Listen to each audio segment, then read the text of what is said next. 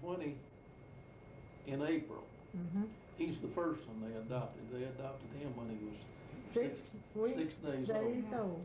6 days old. Just a Mhm. minute. Clifford and I were just talking about some of the pranks that used to go on back in the early 30s when my nephew. Ruby, we had cows and we went to milk, and she had a bucket of milk. And got out there was a big old cow laying down. And she says, I'm gonna jump there. And she did. She jumped over that and then spilled that milk. I think Emma was just telling me about that incident the other day. Yeah. How young were you when you visited here? I was, let's see, Neither that was one the year I was can. married, 2 years, I was about I want 28. some Kleenex out The there. last time you were here, though, you had a I'll birthday. have him. And that was 1980. This thought Tell to her, me, thought to me. Wasn't very long ago. Well, 8 years, that's quite a while, yeah, almost please. 8 years. Does seem like Yeah, yours told me. What do you remember the house then and the roads around Well, I here? guess you were Oh, there. my. There wasn't any pavement, I'm sure. I wouldn't know. Was there, Ollie? And I remember walking up from the highway with Uncle Houston, we kicking pebbles along the way and walking up from there in You gotta have gravel and dirt, mostly dirt. Keep warm, I'll be back. Where's Ruby? We helped build that No, road. from the highway down here. Ruby's not The here. pike. No, it's just highway. Clinton Pike, Clinton Pike. Yeah, seems to me Uncle Houston remarked about the pike road. With him, Mike. So, I guess, well, there's so many things, Phil, to talk about. The most unbelievable, probably, is that in 1933, it was our very first new car, a little 33 Plymouth Road coupe with a rumble seat. And my sister Mabel, who was a clown, wasn't she? She was a lot of fun. And my husband and I left Omaha with $60. And we took a 1,100-mile trip down here. Went home by the World's Fair Which one was that? in Chicago, 33 World's Fair, the one with Sally Rand. But we were there too late for Sally. She was gone with all her fans. And on the way back, we took Aunt Rushy with us. Do you remember Aunt Rushy? My mother's sister, the deaf and dumb aunt. Yes, yes. She went with us, and there were 4 of us. So one of us always had to sit in the rumble seat. Rain or shine? Yeah, that's right. Fortunately, I don't remember too much inclement or rainy weather going home. But we made it all the way back to Omaha, and we didn't starve to death. Thanks to Alla Mae, Ruby, Emma, and no, Roxy was too young. But you gals Have these hearts. packed a lunch that lasted us from here to Omaha. Really, most delicious chocolate cake. But on $60, imagine. Where would you get on $60? Was that the time we took you snap up? Yes. I bet it was. Do you remember that? I sure do. You tell about We took that. her strike. You tell about What was that. it then now? Give me one Charlie and free and. everybody, like Clifford and Oliver, I'm sure were in on it. And Charlie. Mabel and Norma and, let's see who was with you. My Just you. husband, Louis. Yeah. Well, you had the toe sacks, and we were going to go off and scare up the snipes and run them back towards you, Yeah. We left you up there. Mabel climbed a tree. Left you up there in the dark, up on the ridge. Now, I don't remember if it was Charlie, but one of them was off making noises. Charlie, I'm sure. Oh, it was a lot of fun. We came on back to the house. You were a long time getting back. I think we had to finally go after you. Ah, that was a lot of fun. And You never did catch those snipes, did you? Uncle Houston was taking some corn up to the mill, wherever he took it up this road. I don't remember exactly how far or anything. And there was a little rivulet crossing the road, and I was in the rumble seat, and I'm sure Uncle Houston put him up to it. He told Dad to go fast, well, that water just came up over the car. We They were used to go just full of fishing friends. there. Yeah, we had such a good time. Yeah, so back then, the big cook stove, my goodness.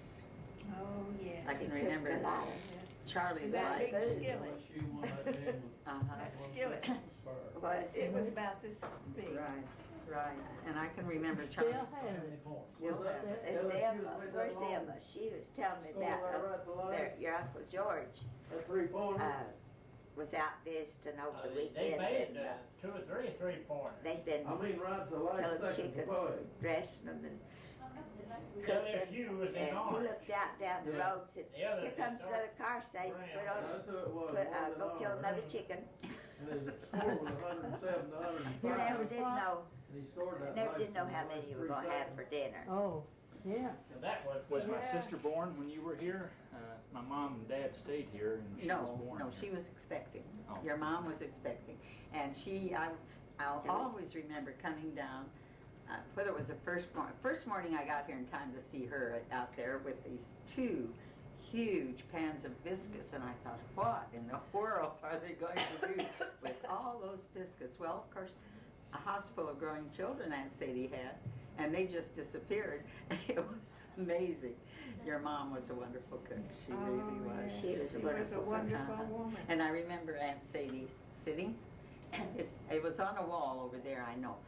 Oliver, was the fireplace always here?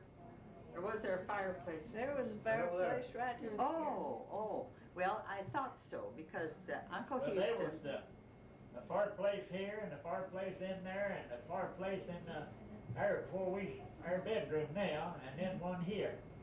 one here. Yeah. Well, that would be the one. And Aunt Sadie was sitting there, she was shelling her beans, her black-eyed peas, and Dad and Uncle Houston, that's my husband, Louis, and Uncle Houston were repairing something about the fireplace. And Aunt Sadie said, well, why don't you get busy and do some work on it? They were and they looked up at her and said, well, it takes a lot of planning. She wanted the fireplace to get fixed, and it takes a lot of planning. 2 kids. See, my husband and I, we were secretly He had married a in mighty big Omaha. I living mean, room at or dining room, Nebraska, whatever but my you job call was in it, Omaha. attached to that And we didn't railroad. tell anyone for 2 years because in that day and age, Twice as much as any women, roof you needed. married women, didn't need jobs. And if you got married, they figured the men needed them, so the women lost their jobs. So I didn't First say thing you anything. know, he decided to go back And that to was, Florida. I never found out till this trip that Ruby and Carl were married. Well, that's Even the- before we went on that picnic That's up the been hill, wood they were city secretly right there, married. that ever The seen. time we went to the Smokies. Yeah, when we went to the Everybody Smokies got picnic. lost. But I was reminding Clyde of the lamp black. I think Uncle Houston put them up to it. They got the black underneath the lids on the old cook stove Uh-huh. and painted mustaches on us real easy while we were asleep. We got up in the morning. We had these lamp black or stove Those black things sure a whole lot better mustaches. than It was fireplace. so funny. Slivers, when you could come home on a They rim. open anything, it didn't. You remember What, those. can't stay in here. Do you? Maybe not. Maybe you aren't We old drove enough. one all the way to town one time, remember?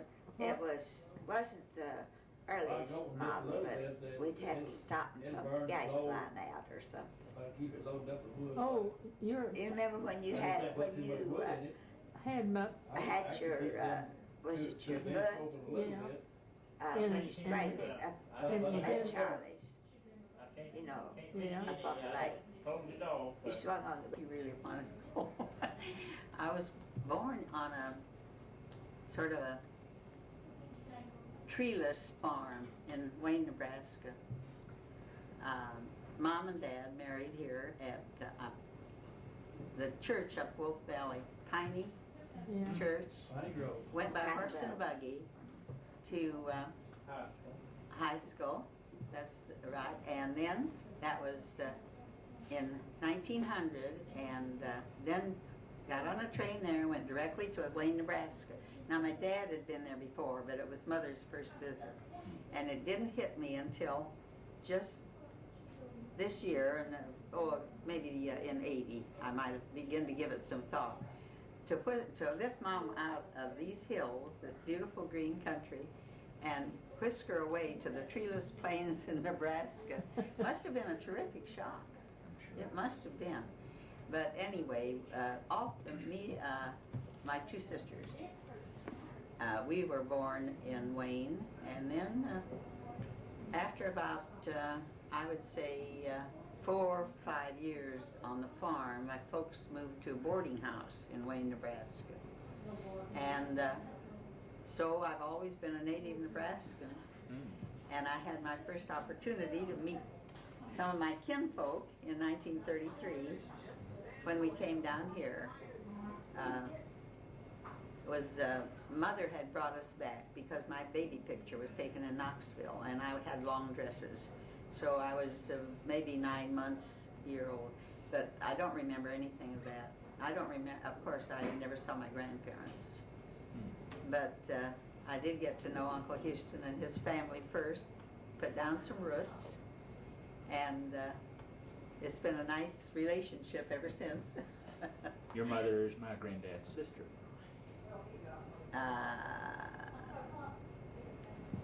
Your granddad? Uncle Houston.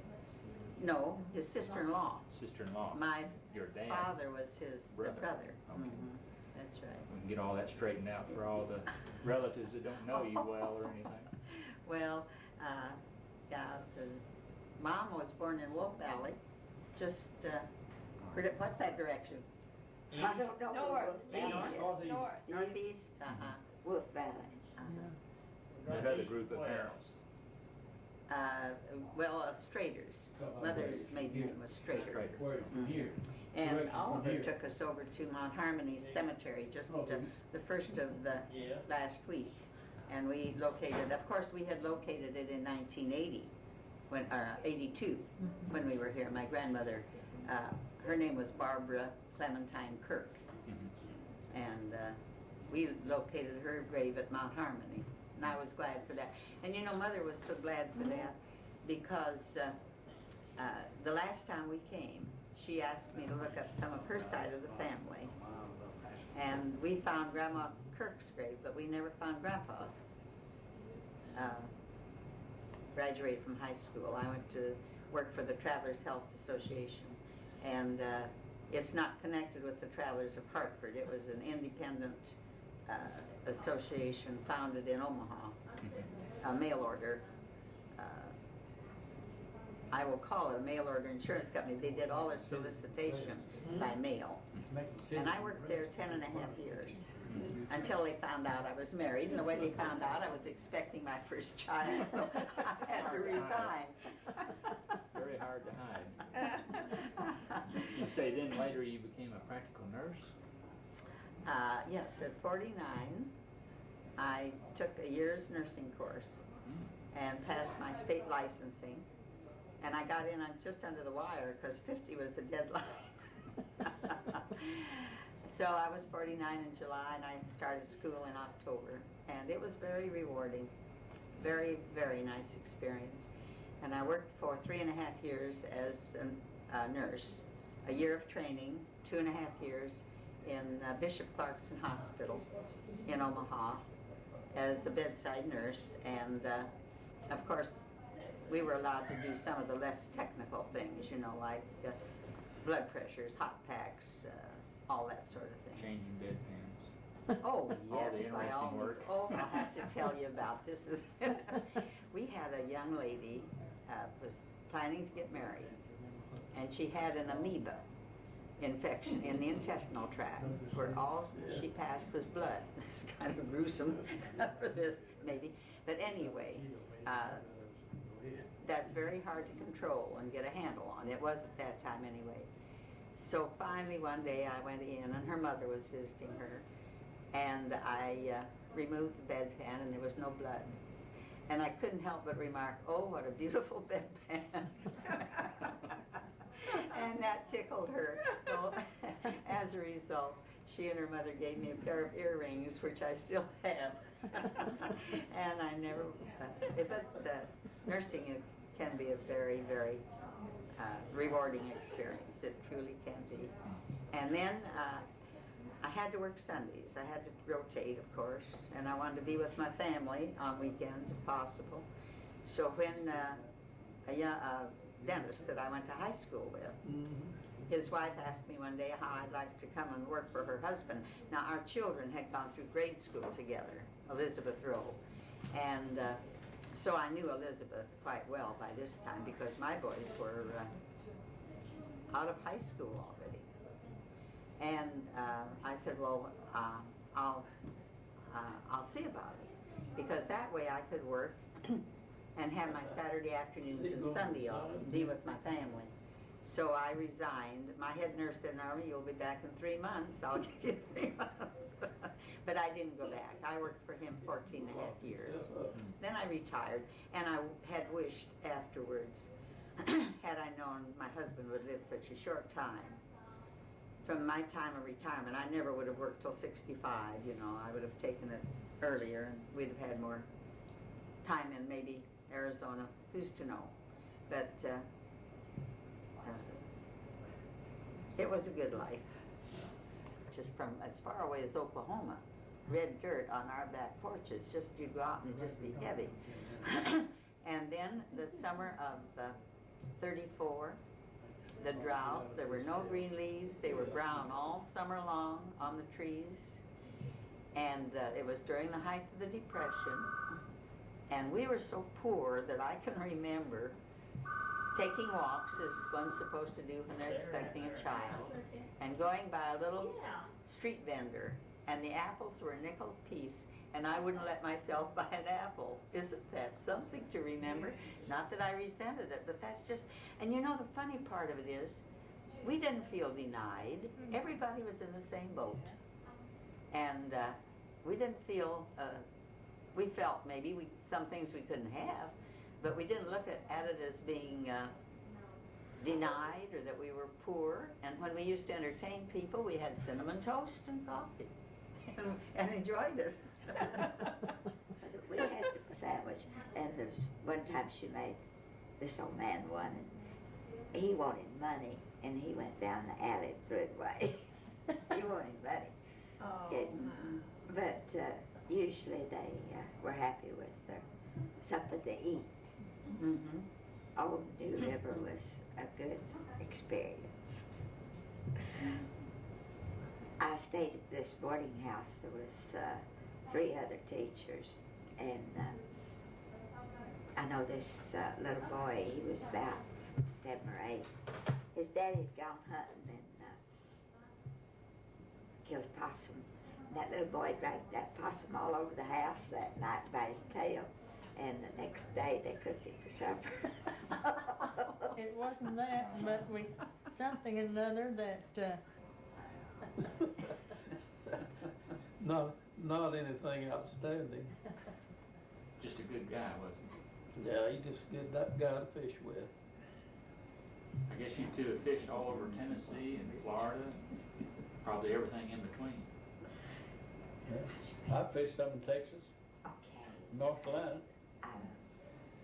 What do you remember about the old place here when you were growing up? It really sticks in your mind. Well, it was a fine place to be. and go down to the creek. I remember driving around these hills and going down and swimming in Little Rock Creek. We used to, when we get our work done at night, we'd take off and go to the creek. Me, Ollie, Ruby, and Oliver, and I don't know who all. We'd go down there and swim in the creek till about 10 o'clock. Come back home and get up and work the next day and do the same thing next night. What part of the creek did you go to over there near? Near the bridge that crosses over the creek there. There, right by my place. Yeah. The deep hole. Yeah, there Where was the a other deep, branch? deep hole just below where the bridge is now. There was a big old stump grew up there, and they nailed a ladder on it. And we'd get up and on that ladder, 10 feet above the water, and dive off into water that wasn't much under our arms. And it's rock bottom too. When you hit the water, you had to hit it coming back up. Yeah, but sometimes it was soft. You really went down and stuck her head in. No, that was up above there. Oh. fellers, that hole where, I'd learned how to swim, but I forgot how. And I got in deep water and hollered for Ribbon to come and get me. I learned to swim over here in the Pat Branch. Yeah. I thought that you never could get rid of that if you learned to swim. Well, I didn't either, but I forgot it. I knew how to swim, no question about that, but I But you forgot was it. afraid of 1914. 1914. Not too long after the Wright brothers first started flying. No. No, I started the First World War. And our daughter Sharon started the Second World War. She was born one day after 6th of December. one day before they December bombed 6th, Pearl Harbor. 1941. 7. What's that old story I used to hear about a crystal radio? Well, I built a crystal radio, but before I get it working, we hooked it up with the old Victrola. Just run back here. And the mouthpiece of the telephone and the earpiece we took out in the garage there and run wires around the fence here. And Oliver was the announcer. He started playing the records that we always played. And I had Ollie and Emma out there listen to it, tell them that my crystal radio was working. And they said, "Well, that's the records that we have." And Director Oliver come on and announced another one, and she says, "That sounds like Oliver." I had to confess it, I was fooling them. Tell them about the time Clifford and Everett and Hank come through going to school. We had this ash tree out here, and it had a wire across the top of the house to the elm tree back here. It was 35 feet high, I guess. They was coming through here to going to school. Clifford just looked up there, he said, "God Almighty, what a high clothesline." Yeah, when I got the crystal set radio going, I hooked into it a variable condenser off an old radio, and I could get stations 500 miles away from here. Del Rio, Texas. Well, I could get Philadelphia, Pennsylvania too. That's when there weren't many stations. Right. And that aerial was 10 feet over the top of his house. Wow. It was about a 50-foot long aerial too.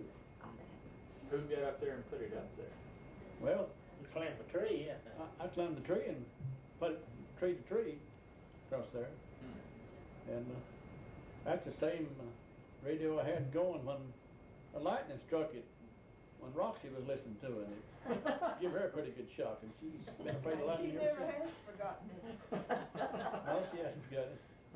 When a storm comes up, she gets, Probably blames it on you, doesn't she? well, I don't know, if it did or not. She's afraid of lightning. it. Come in the window. They made the mistake of going fishing with me. And Well- coming to our house.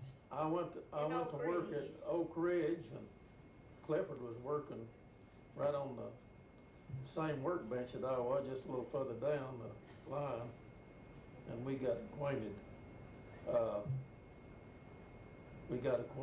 There at the shop, on the job, Clifford and I. And Alma was working down in the other end of the shop, and I just knew her by name, knew she was Clifford's sister. And Clifford and I got to talking fishing, and first thing you know, we were going fishing together. And I'd go by his house and we'd go fishing, and that's where I met Alma. That was the first time I met her. And I was working in there too. And I worked just like Yeah, she was working in the machine shop running and the running lathes and all. lathe. Like the men.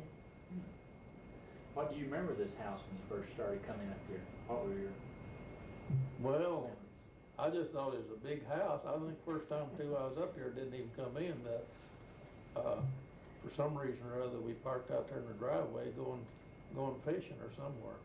I don't remember where. That's been a long time ago.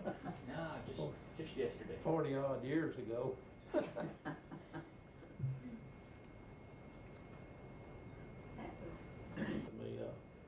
Till after we were married.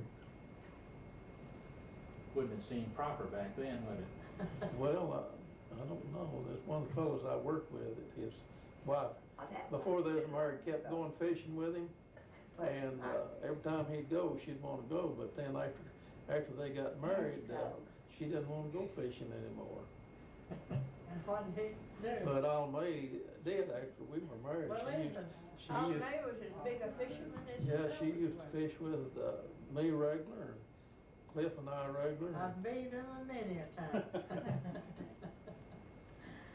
Well, give him his wife a plug, empty, and just No hooks on it. no hooks on it.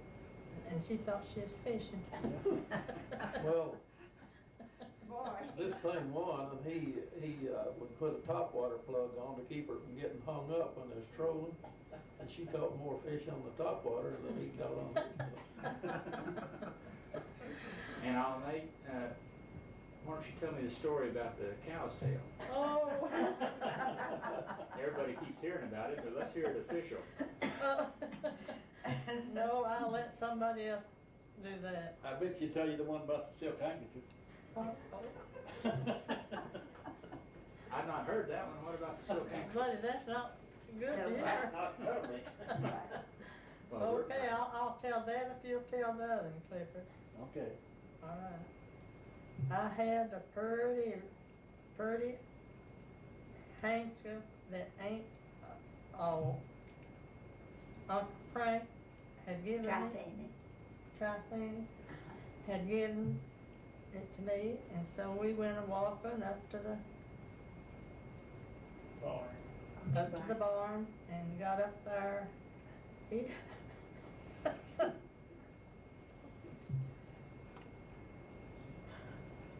found a big old pile. He pushed my handkerchief on it and then sat down on it. Clifford.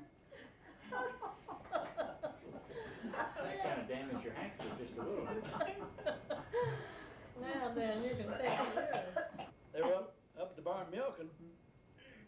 The cows were next to each other in the stanchions when they were milked. And Ollie Mae wanted to keep the cow that she was milking from slapping her in the face with the tail.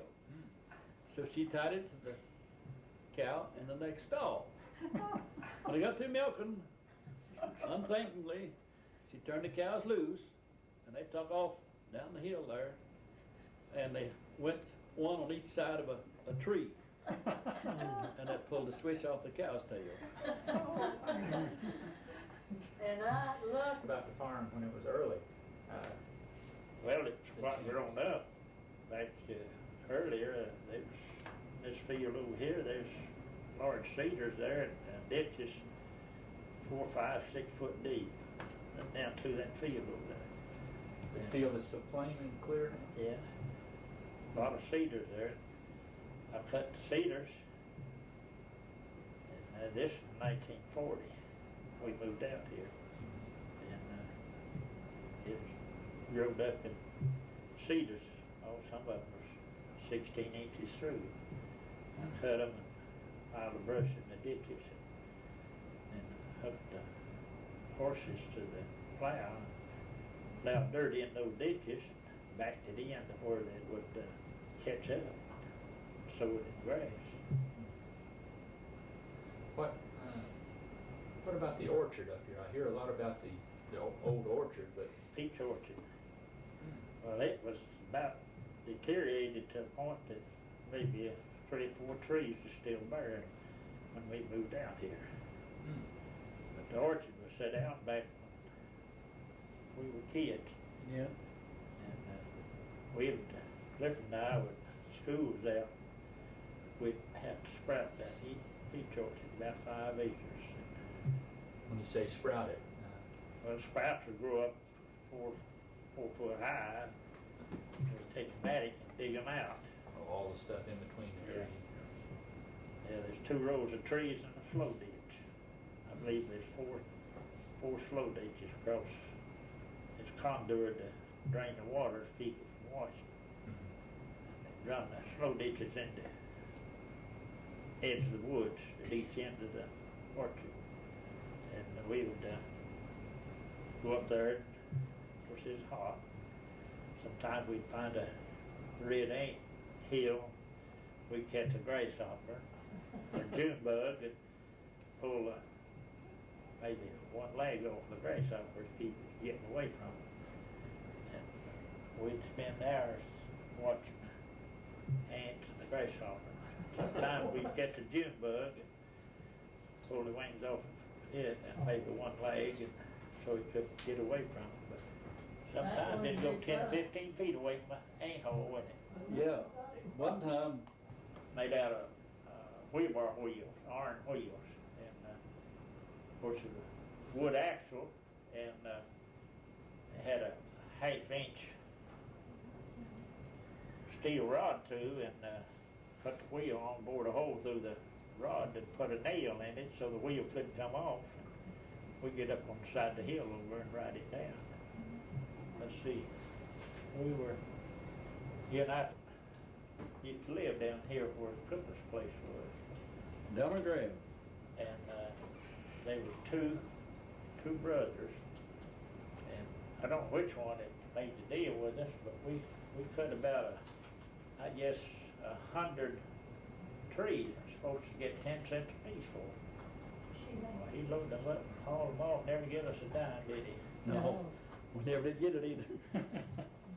Anyway, later, this put stub there. We was riding a wagon down through there. Let's see, was Roy or West? Somebody else coming. Was it V with them? V West, V. Anyway, V, I guess, was on the wagon. And he didn't know how to drive down between those stumps. He went down through there and he got about down to the foot, going pretty good speed. He hit one of those stumps.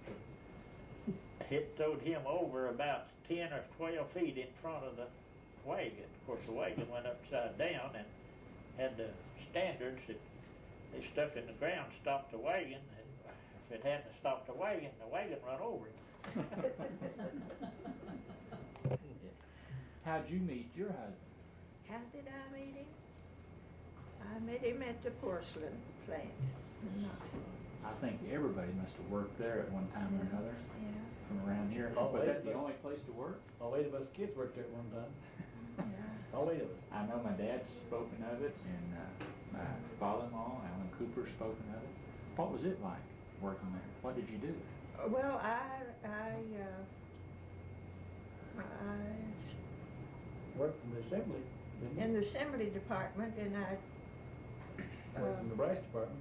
in the brass department, that you had to put a little cup down on the screw, and the machine did the rest.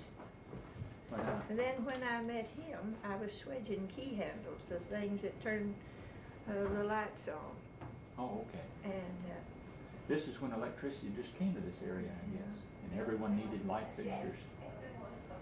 well, I don't really know how we got to know one another. I liked his looks, and I liked him.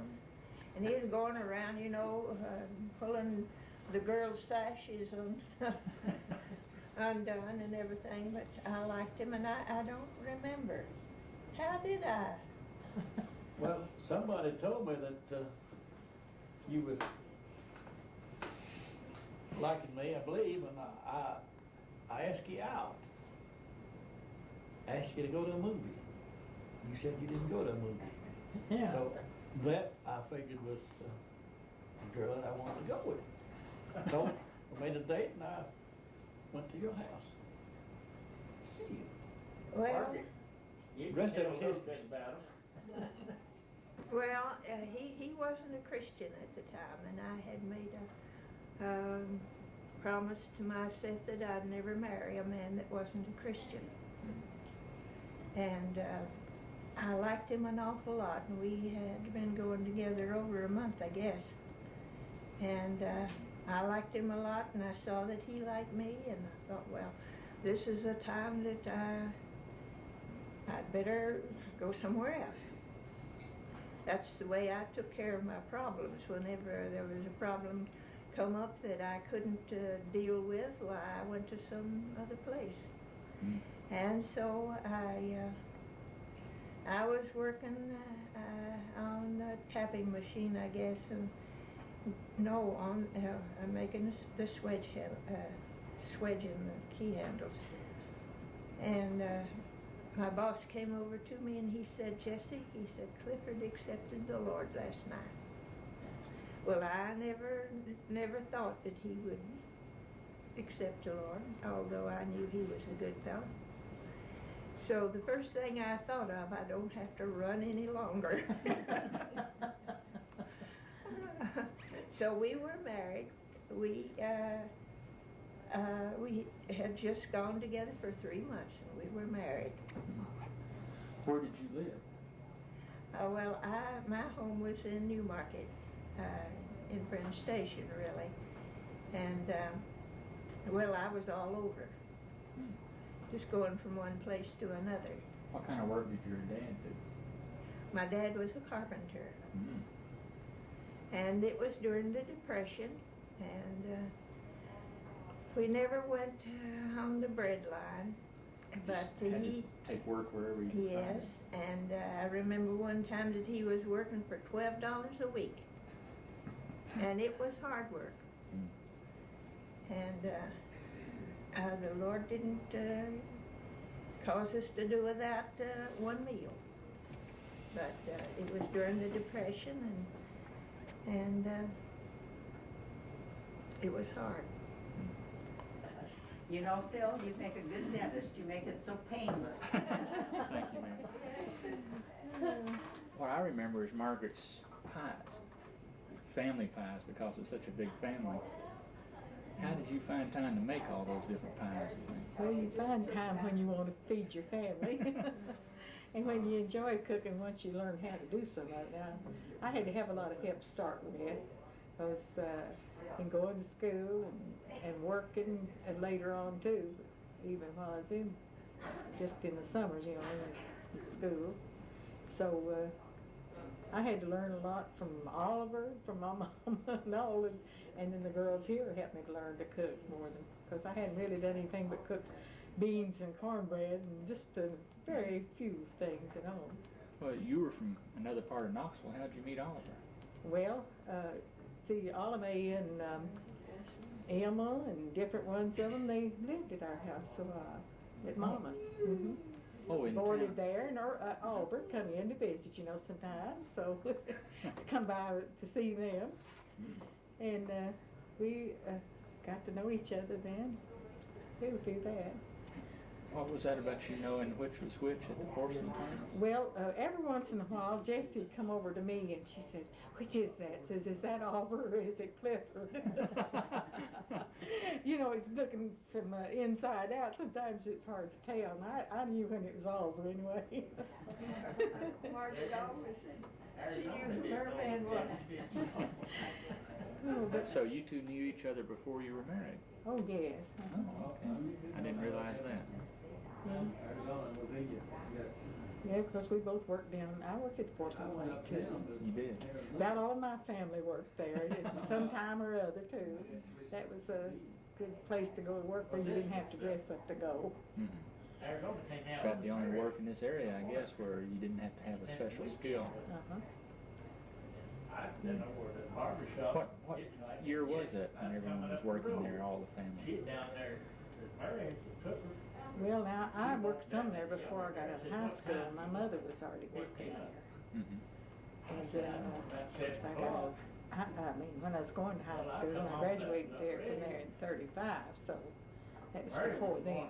Well, I was working there before I was married, see. So that's still at the end of the Depression, just before. Yeah, that was 51, I don't know, not 51 years we've been, yeah, over 50 years ago. So some of those things you don't remember too much about. Some of the things are better to forget. But we did have some of them. Yes, Oliver said he always knew when there's going to be a new baby in the community because his mother would be gone, you know. And leave the girls, I guess, in control of things while she's gone. And she'd go when there's sickness of any kind. Places where a lot of other people would be afraid to go. So she was a wonderful person. I didn't know her as well as I'd like to know her because I didn't know her till later, years of her life, you know. But his daddy and my daddy both went to school at Westvale. Oh, really? There's so many ties you don't realize Yes, until you they- start talking to others. Came out of